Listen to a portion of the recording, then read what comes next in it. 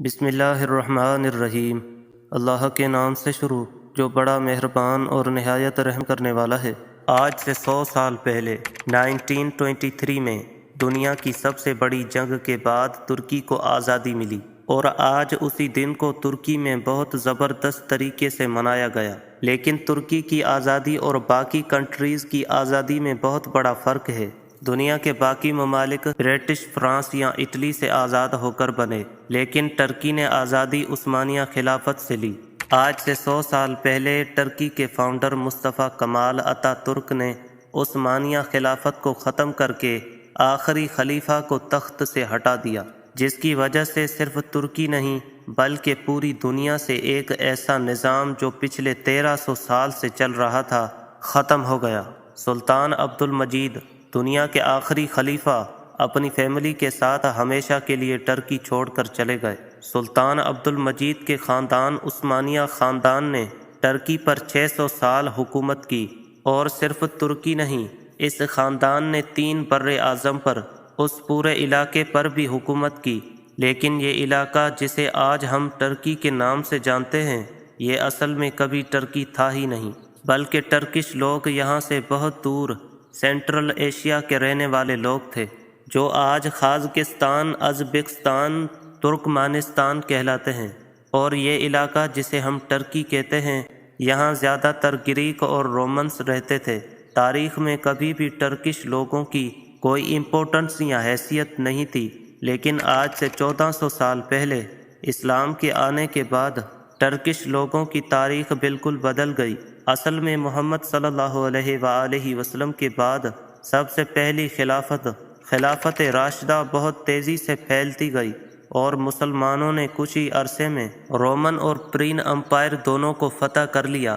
لیکن خلافت راشدہ صرف 30 سال کے بعد ختم ہو گئی، جس کے بعد امیہ خلافت نے پورے مسلمانوں پر حکومت کی اور اس اسلامی سلطنت کو کافی حد تک اور بھی بڑھایا۔ لیکن امیہ خلافت میں ایک مسئلہ یہ تھا کہ ان کی حکومت دنیا کے بہت بڑے حصے پر تھی، لیکن یہ اپنی سلطنت میں صرف عربوں کو سب سے زیادہ اہمیت دیتے تھے، جس کی وجہ سے باقی علاقے ان سے اتنا خوش نہیں تھے۔ اور 90 سال کے بعد ایک نئے خاندان نے ان سے یہ خلافت چھین لی، اور دنیا میں ایک نئی خلافت شروع ہو گئی، عباسی خلافت۔ عباسی خلافت اور امیہ خلافت میں ایک بہت بڑا فرق یہ تھا کہ عباسی خلافت صرف عربوں کو نہیں بلکہ عرب سے باہر رہنے والے باقی مسلمانوں کو بھی امپورٹنٹ پوزیشن دینے لگے، جس کی وجہ سے پوری دنیا کے بیسٹ لوگ ان کے کیپٹل بغداد میں جمع ہونا شروع ہوئے، اور یہ سٹی بغداد دنیا کی بیسٹ سٹی بن گئی۔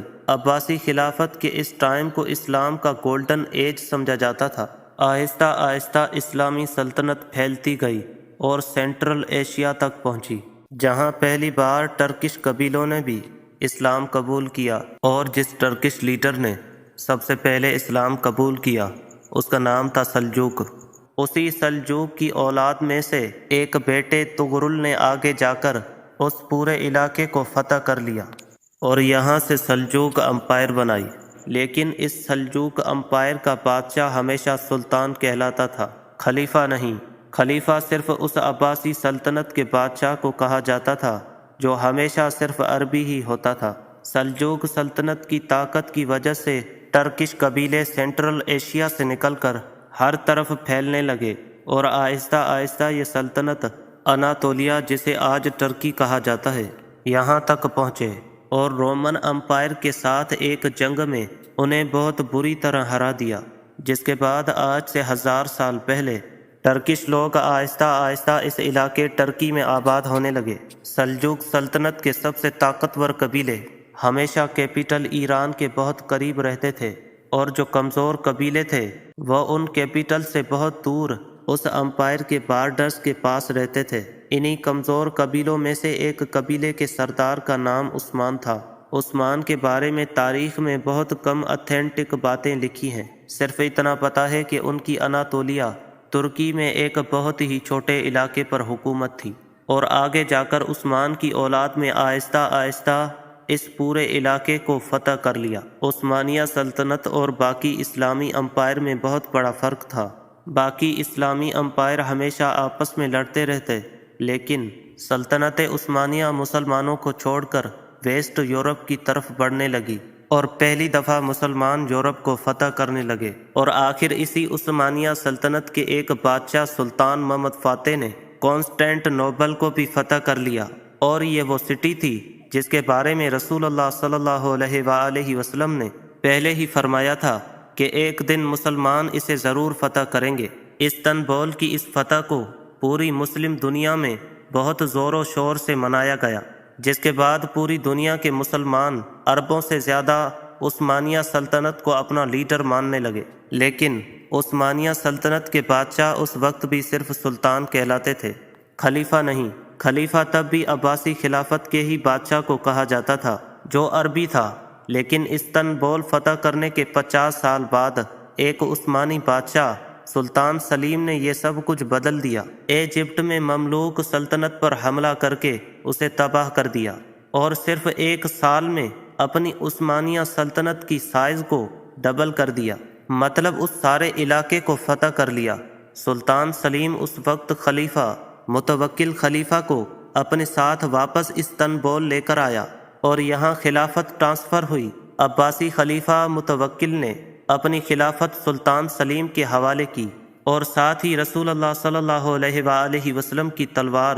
اور کچھ باقی چیزیں جو آج تک استنبول میں موجود ہیں، اور اس طرح پہلی بار خلافت عربیوں سے نکل کر ایک ٹرکش بادشاہ کے پاس آئی۔ اس کے بعد عثمانیہ سلطنت عثمانیہ خلافت بن گئی، بلکہ دنیا کی سب سے طاقتور امپائر اور دنیا کی سب سے بڑی سپر پاور، جس کی طاقت کے سامنے دنیا میں کوئی بھی کھڑا نہیں ہو سکتا۔ لیکن اگر آج سے 500 سال پہلے مسلمان دنیا میں اتنے ہی طاقتور تھے تو آج اس حالت میں کیسے پہنچے جہاں ہر طرف بس تباہی ہے؟ اس کا کریڈٹ بھی عثمانیہ خلافت کو جاتا ہے، کیونکہ اب پوری دنیا کے مسلمان عثمانیہ خلافت کو اسلام کا لیڈر مانتے تھے، لیکن جیسے ہی عثمانیہ سلطنت اپنے عروج تک پہنچی، وہاں سے سب کچھ خراب ہونے لگا۔ وہ یورپ جس کی عثمانیہ خلافت کے سامنے کوئی حیثیت نہیں تھی، وہاں سے ایک بہت بڑا چینج آیا۔ ایک آدمی جس کا نام کولمبس تھا،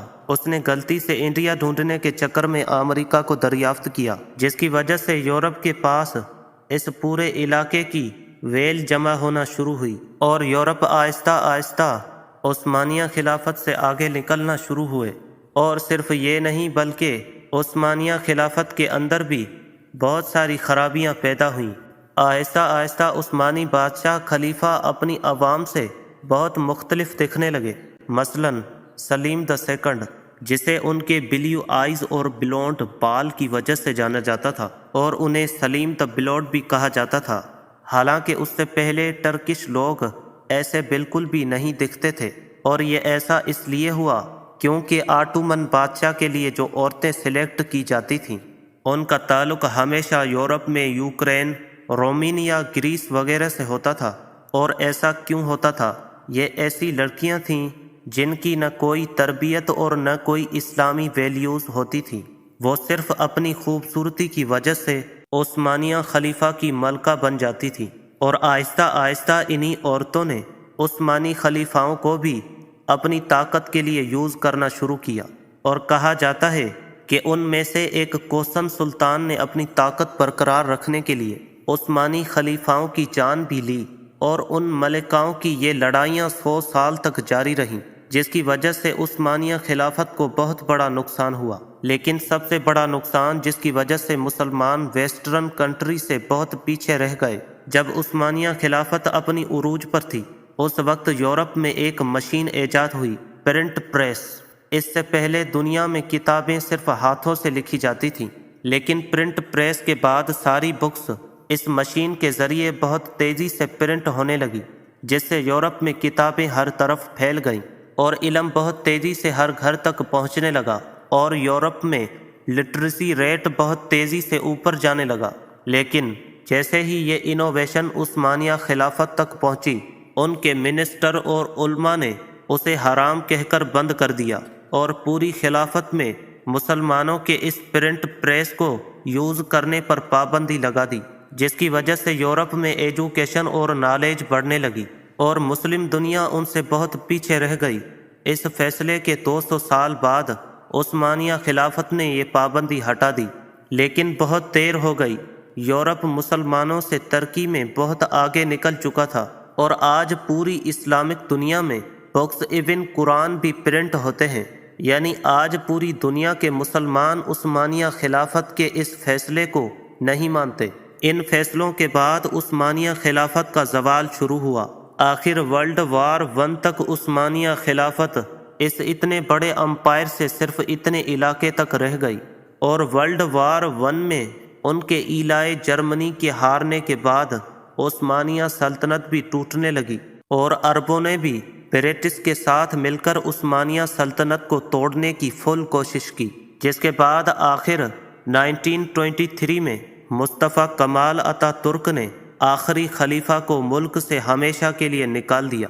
اور اتا ترک کی خلافت سے اتنی نفرت تھی کہ خلافت ختم کرنے کے بعد اس نے ترکی کو بالکل بدلنے کی کوشش کی، اور اسلام اور خلافت کو ترکی سے ہمیشہ کے لیے ختم کرنے کا پلان بنایا، جس میں اس نے بہت ہی عجیب قسم کی ریفارمنٹس کی۔ مثلا ٹرکش ہمیشہ عربی اسٹائل میں لکھی جاتی تھی، اتا ترک نے اسے ایسے یورپین اسٹائل میں بدل دیا، اور حجاب پر بھی پابندی لگا دی، اور ایون آذان پر بھی پابندی لگا دی، یعنی عربی آذان پر، جس کے بعد ترکی کی مسجدوں میں 18 سال تک ٹرکش زبان میں آذان دی جاتی تھی، اور یہ آذان دیتے ہوئے اللہ کو اللہ کہنے کی بھی اجازت نہیں، بلکہ اللہ کو ٹرکش لفظ تنگر کہنا ضروری تھا، جس کے بعد جو بھی ان ریفارمنٹس کو بدلنے کی کوشش کرتا اسے ترکی کی فوج کوکر کی طاقت سے ہٹا دیتی تھی، اور اس طرح آخر 1924 میں